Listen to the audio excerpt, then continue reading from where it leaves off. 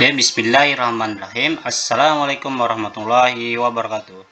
Nah, di video kali ini saya akan membagikan soal penilaian akhir semester mata pelajaran agama Islam dan budi pekerti. Ini khusus untuk kelas 4 sekolah dasar yang berjumlah 40 soal pilihan ganda dan jawabannya. Ini untuk semester 1. Lanjut nomor 1. Lafal ayat. Nah, ini maksudnya dari sini sampai sini dibaca titik. A. Qul a'udzu birabbil falaq. B. Min syarri ghasikin. C. Iza waqab. D. Ma qalaq. Nah, kita tahu di sini ayatnya kita baca sama-sama ya. Qul a'udzu birabbil falaq. Nah, berarti jawabannya adalah iya, A. Di sini sudah jelas qul a'udzu birabbil falaq. Ini juga. Oke, lanjut nomor 2. Wa min syarri hasidin iza hasad. Tulisan kalimat di samping yang sesuai adalah A. Min syarri ma khalaq. B. Wa min syarri ghasikin iza waqab. C. Qul a'udzu birabbil falaq. Yang D. Wa min syarri hasidin iza hasad. Nah, kita tahu jawabannya adalah iya, D. Di sini sudah jelas. Wa min syarri hasidin iza hasad. Iya.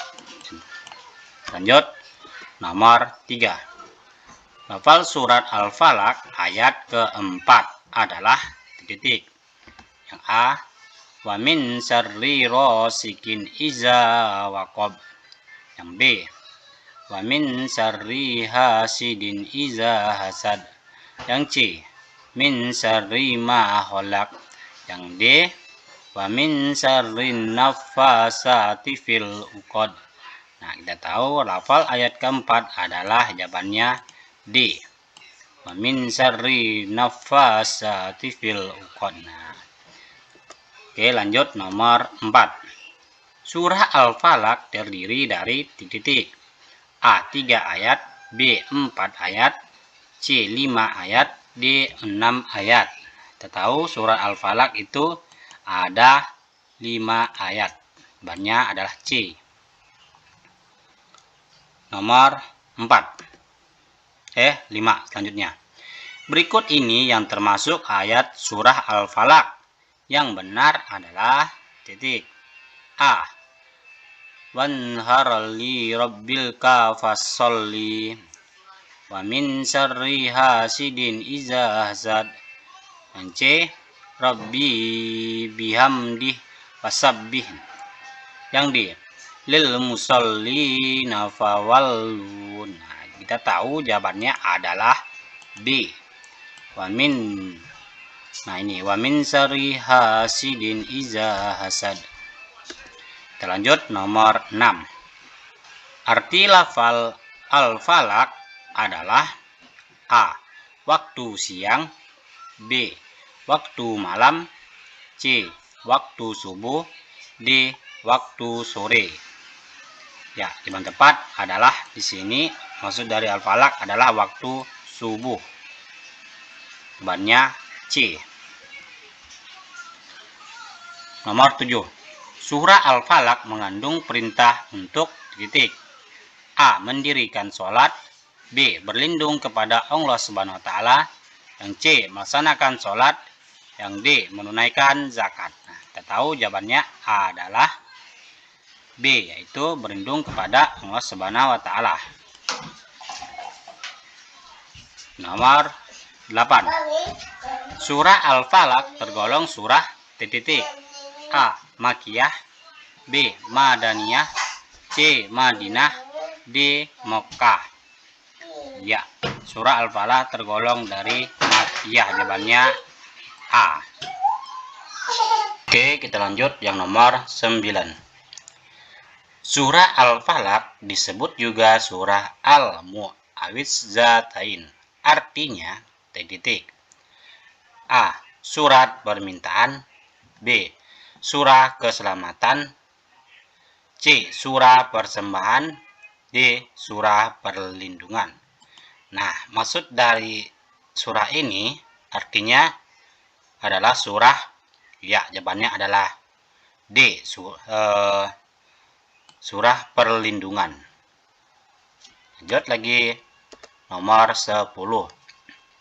Berikut ini merupakan bentuk kejahatan yang terdapat dalam surah Al-Falaq, kecuali. Nah, bentuk kejahatan yang terdapat dalam surah Al-Falaq. A. Kejahatan pada malam hari. B. Kejahatan wanita-wanita tukang sihir. C. Kejahatan orang-orang yang dengki. D. Kejahatan binatang buas.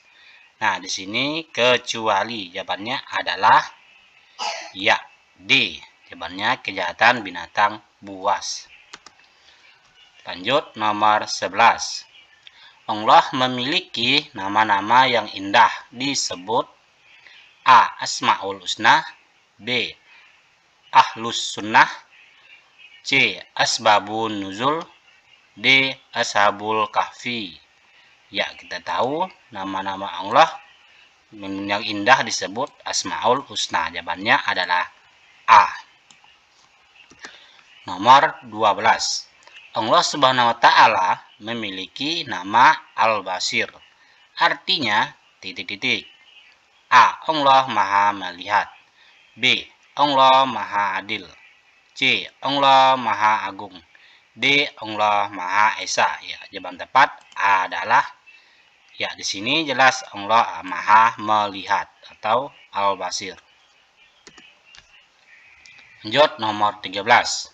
Allah membalas kebaikan seseorang dengan kebaikan dan perbuatan buruk dibalas dengan siksaan.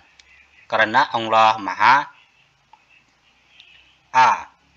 Melihat. B. Adil. C. Agung. D. Penyayang. Nah, jawaban yang tepat adalah di sini sudah jelas karena Allah Maha Adil. Karena kebaikan dibalas kebaikan dan keburukan dibalas dengan siksaan. Lanjut, nomor 14. Berikut ini adalah cara menghormati antara lain. A. Pulang sekolah langsung bermain. B. Berkata kasar dan membentak orang tua. C. Membantu pekerjaan orang tua sesuai kemampuan. D. Berbohong kepada orang tua. Nah, sini cara menghormati antara lainnya adalah C. Membantu pekerjaan orang tua sesuai dengan kemampuan. Lanjut, nomor 15. Lafal Allahumma firli wali walidayya warhamhuma kama rabbayani syariro adalah merupakan doa. A. Minta keselamatan dunia dan akhirat. B. Mohon ampunan. C.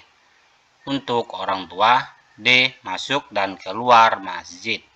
Ya, kita tahu ini merupakan doa untuk orang tua. Jawabannya adalah C. Nomor 16. Ketika guru menerangkan pelajaran, kita harus menghormatinya dengan cara A. Tidur. B. Bercerita. C. Memperhatikan. D. Rebut dan bising. Nah, jelas di sini kita harus memperhatikannya. Jawabannya adalah C. Nomor 17. Ciri-ciri anak yang jujur adalah A. Benar dalam ucapan dan perbuatan. B. Bila berjanji suka ingkar. D. Suka berkata dusta. D. Curang saat bermain. Jelas di sini jawabannya adalah A. Benar dalam ucapan dan perbuatan. Lanjut, nomor 18. Keuntungan anak yang jujur antara lain. A. Tidak mempunyai sahabat. D. Artinya menjadi tenang. C. Selalu merasa lebih benar. D. Dijauhi oleh teman. Nah, di sini keuntungan dari jujur adalah B. Menjadi tenang atau artinya tenang. Nomor 19. Sikap yang benar dalam pergaulan dengan sesama adalah A. Memiliki teman yang paling kaya. B. Menghormati yang tua dan menyayangi yang muda. D. Mendahulukan kepentingan diri sendiri. Maksudnya C. Yang D. Tidak suka berbagi dengan tetangga. Sikap dalam pergaulan sesama yang benar itu adalah B. Menghormati yang tua dan menyayangi yang muda. Lanjut nomor 20. Jika temanmu menyampaikan pendapat, sikap kita adalah A. Menyorak-nyorak, B. Mengejek, C. Menghargai, dan D. Menolak. Nah, di sini kita harus menghargai. Jawabannya adalah C. Jika ada teman menyampaikan pendapat, sikap kita harus menghargainya. Lanjut nomor 21. Sayuti meminjam penggaris ridu. Tidak sengaja penggarisnya yang ia pinjam patah. Sikap Sayuti yang menunjukkan perilaku amanah adalah A. Tidak mengaku bersalah, B. Menyembunyikan sisa patahan penggaris, C. Bersedia mengganti, D. Lari karena takut mengganti. Ya, di sini sudah jelas harus sedia berganti. Jawabannya adalah C. Nomor 22. Hadas besar adalah hadas yang cara mencucikannya dengan cara mandi. Sedangkan hadas kecil mencucikannya dengan cara A. Berwudu, B. Berkumur-kumur, C. Menggosok gigi, dan D. Keramas. Di sini hadas kecil itu dengan cara berwudu. Nomor 23. Najis mughaladzah adalah najis yang berat yang disebabkan dari jelatan anjing dan babi. Cara menyucikan najis ini atau benda atau bagian tubuh yang kena jelatan disiram dengan air sebanyak titik dan salah satu siraman airnya harus dicampur dengan debu. Ya, maksudnya di sini sebanyak berapa kali? A. 6 kali, B. 7 kali, C. 8, atau D. 9 kali. Nah, jawabannya adalah sebanyak 7 kali. Jawabannya B. Jadi kita harus menyiram dengan air sebanyak 7 kali. Nah, nomor 24. Nabi Musa alaihissalam sewaktu masih bayi dihanyutkan oleh ibunya di sungai Nil karena A. Nabi Musa sangat bandel sama ibunya, B. Nabi Musa bosan hidup, C. Ibunya takut akan dibunuh sang raja yang kejam, D. Nabi Musa tidak dianggap keluarga. Nah, alasan Nabi Musa dihanyutkan oleh ibunya di sungai Nil karena yaitu rajanya yang sangat kejam. Jadi ibunya takut akan dibunuh oleh sang raja. Nomor 25. Jika tidak menemukan air untuk berwudu, maka boleh diganti dengan cara A. Menunggu hujan, B. Tayamum, C. Mencari air, yang D. Pergi ke rumah tetangga. Ya, diganti jika tidak ada air yaitu tayamum yang menggunakan debu ataupun yang lainnya. Nomor 26. Orang yang mendirikan salat berarti ia A. Orang baik, B. Menegakkan agama Islam, C. Orang soleh, D. Orang beriman. Ya, di sini sudah jelas yang paling tepat itu menegakkan agama Islam. Jawabannya adalah B. Semuanya benar di sini, tapi yang paling tepat adalah B. 27. Beriman kepada Allah Subhanahu wa taala adalah rukun iman yang ke A. Pertama, B. Kedua, dan C. Ketiga, terus D. Keempat. Ya, jawaban yang jelas adalah sudah jelas di sini merupakan iman pada Allah itu merupakan iman yang pertama. 28. Berikut ini merupakan ciptaan Allah Subhanahu wa taala kecuali A. Batu, B. Sapi, B. Air, C. Sapi, dan D. Lemari. Ya, sudah jelas di sini jawabannya adalah lemari.